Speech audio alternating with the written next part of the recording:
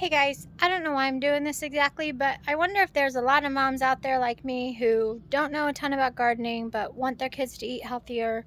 So I decided to show you my garden today and see what I can do to help you to make sure your family's eating well, just like you want them to, because I know that stuff at the store is not what we want to be feeding them.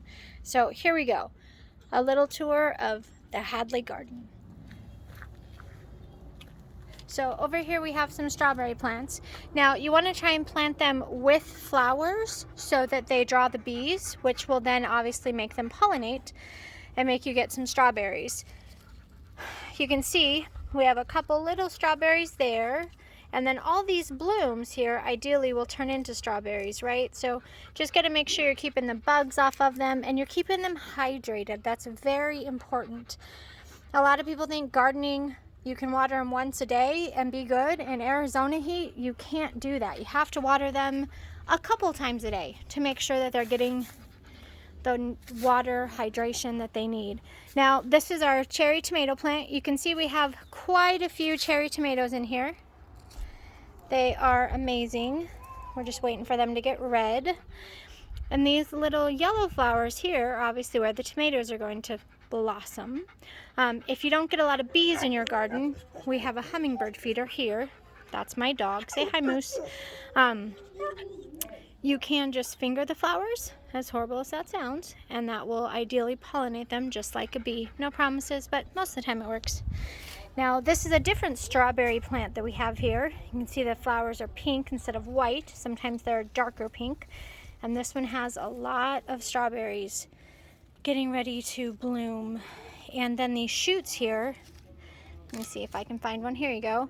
This shoot means the strawberries are growing well, the plant's doing well, it's getting pollinated, and those should grow into some nice big strawberries for us.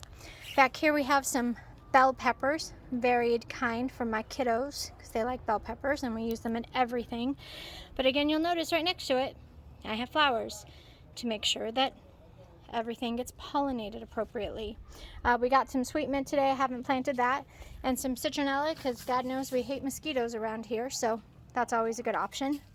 Now here I planted a lettuce variety, and as you can see, it is starting to sprout, which is pretty exciting.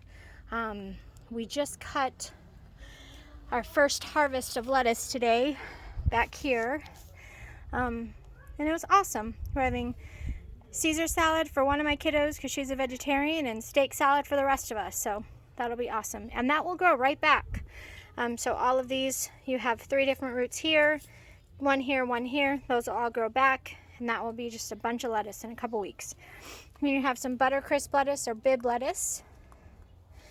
And then this here in the end is romaine. And then we have kale here, and we use the curly kale for a chicken dish that we like to make with a almost like Alfredo sauce. It's really good. So that'll be our way of doing it our own way with our healthy kale. And then you can see have some flowers there. These are some sweet peas. Aren't doing great in this heat, but I'm hoping they'll come back. I just planted them a week or so ago, so they're probably going through a little bit of shock with the soil. And then this is our sweet basil, which we use for everything, if you can imagine that. So bruschetta, pizza, spaghetti sauce, all that kind of fun stuff. So this is Hadley's garden. Check it out next week.